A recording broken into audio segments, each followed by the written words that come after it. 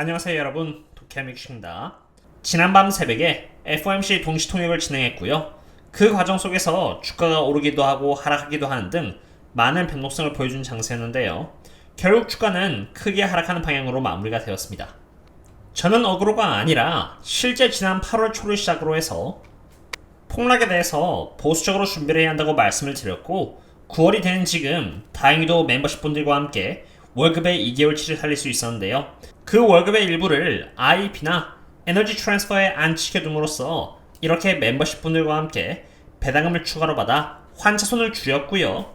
S&P 500 지수가 8.13% 추락하는 동안 에너지 트랜스퍼에는 4.77%가 올랐고 IEP에는 5%밖에 떨어지지 않으면서 배당금을 포함했을 때 오히려 괜찮은 수익까지 기록하면서 하락을 방어할 수 있었습니다. 앞으로도 계속 시장의 밸류에이션에 기반하여 고평가일 때는 가급적이면 보수적으로 운영하고 저평가이면은 천천히 비중을 또 늘려나가면서 멤버십 분들과 함께 투자할 계획을 갖고 있습니다.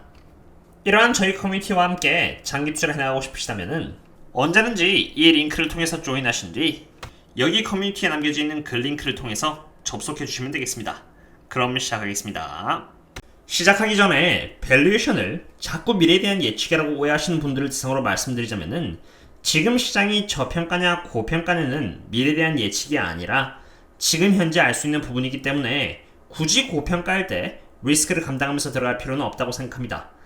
이것은 타이밍을 재는 것도 아니고 단지 오늘 현 상태가 고평가인지 저평가인지를 파악하고 얼마나 리스크가 있는지를 파악하는 과정입니다. 돈이 무한대로 있다면 밸류에이션에 관계없이 계속 그냥 분할 매수를 해나가면 되겠지만 매월 한 번 월급을 통해서 돈이 나온다면 가급적이면 저평가일 때 매수하는 것이 훨씬 안전하고 물리는 돈이 커지는 양 또한 상대적으로 그나마 적기 때문입니다. 그럼 이번에 연준이 0.75% 인상을 하였는데요. 이거에 따라서 시장은 어떤 상태를 보여주고 있는지 한번 알아보겠습니다. 연준이 0.75%의 금리를 올리면서 연준은 2022년에 금리를 4.4%까지 올리는 것을 바라보고 있다고 했는데요. 이것은 시장이 감당하기에는 꽤나 큰 금리였다고 생각합니다. 왜냐면은 시장은 FOMC 미팅 전까지만 해도 2022년 12월 때까지는 4% 정도의 금리까지만 반영했기 때문입니다. 그런데 이게 끝이 아닙니다. 페드는 2023년 금리를 이렇게 4.6%로 예상하면서 페드 펀드 선물의 터미널 레이트는 4.48%에서 보시는 것처럼 4.62%로 올라가기까지 했습니다. 추가로 픽 레이트는 4월달이 아니라 2013년 5월달로 연장되었죠. 픽 레이트가 4월에서 5월달로 길어졌다는 것은 CPI가 하루빨리 꺾인다는 것을 의미하는 것이 아니라 인플레이션이 꽤나 오랜 기간에 걸쳐서 사람들을 괴롭힐 것이라는 의미이고 그것을 하루빨리 진정시키기 위해서 고금리가 장기화될 것이라는 의미로 이어집니다. 게다가 6월달 기준으로 FOMC의 점도표 중간값은 이 정도였는데 이번 회의를 통해서 FOMC 점도표의 중간값은 이렇게 높아졌습니다.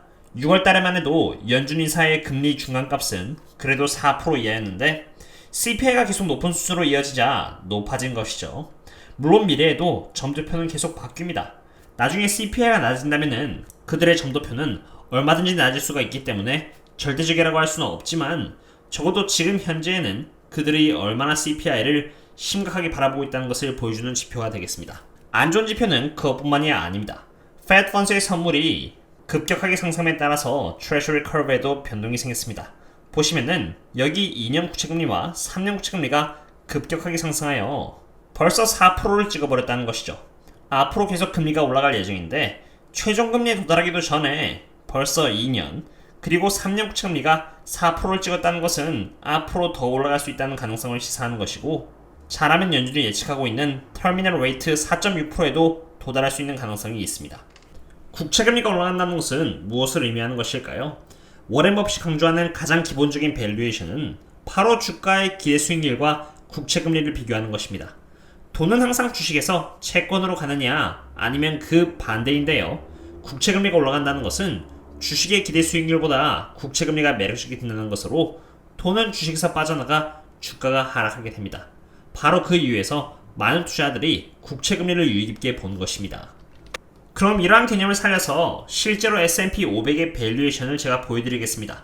제가 계속해서 지수 자체가 고평가가 되어 있다고 주장했던 이유는 단순히 PR을 보고 고평가라고 말을 하는 게 아니라 PER과 10년 국채금리 간의 격차 때문입니다.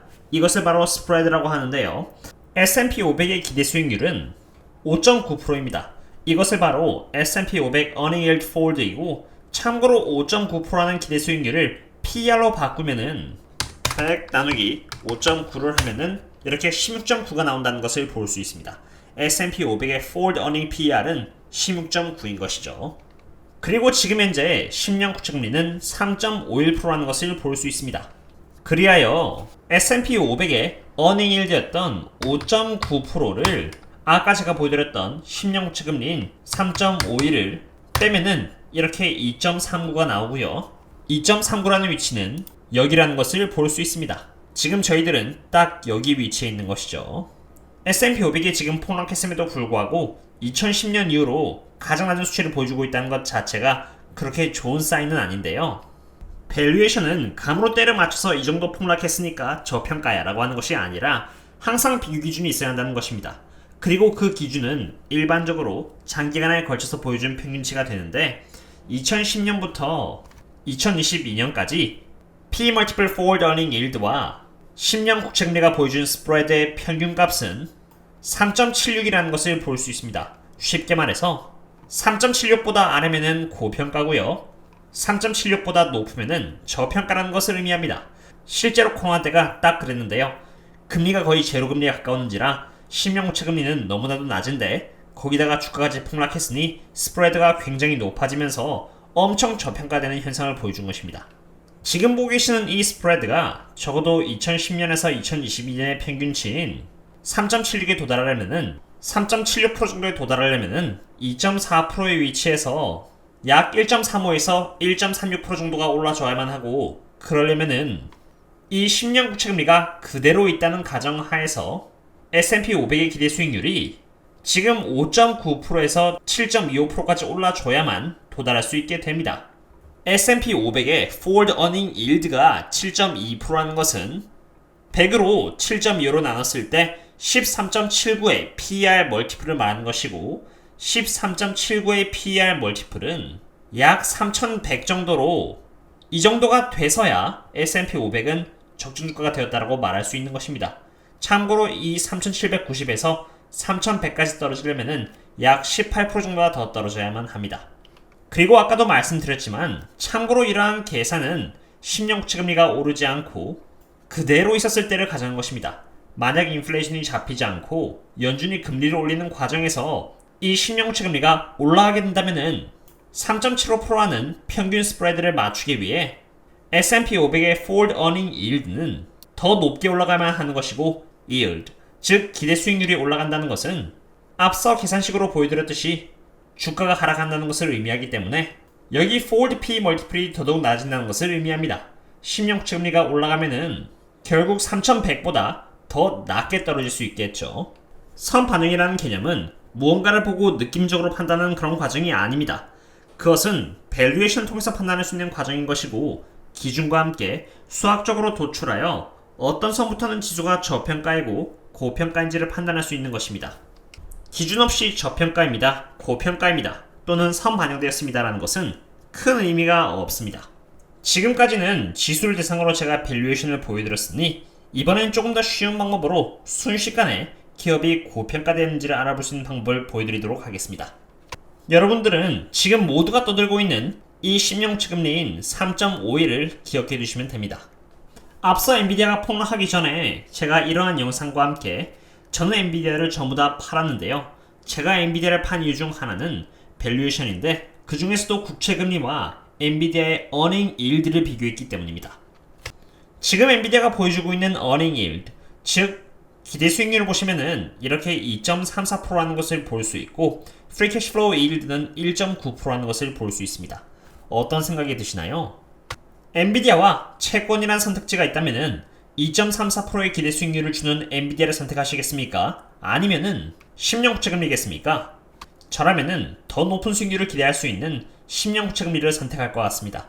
이것이 바로 워렌 버핏이 말하는 기본적인 yield 컨셉입니다. 그럼 반대로 제가 목이 쉴 정도로 2021년 12월 달을 시작으로 해서 분석을 하면서 투자해왔던 에너지 트랜스퍼의 기대 수익률은 어떨까요?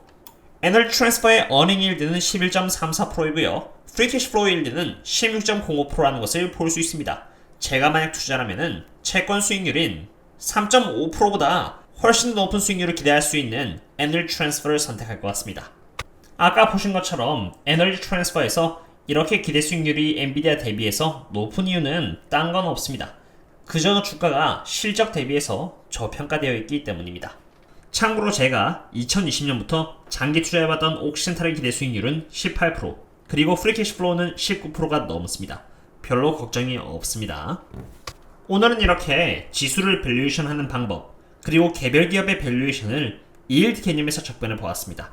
400번 넘게 기업들을 분석하면서 제가 처음으로 공개하는 내용인 만큼 흔한 내용은 아니라고 생각되고요.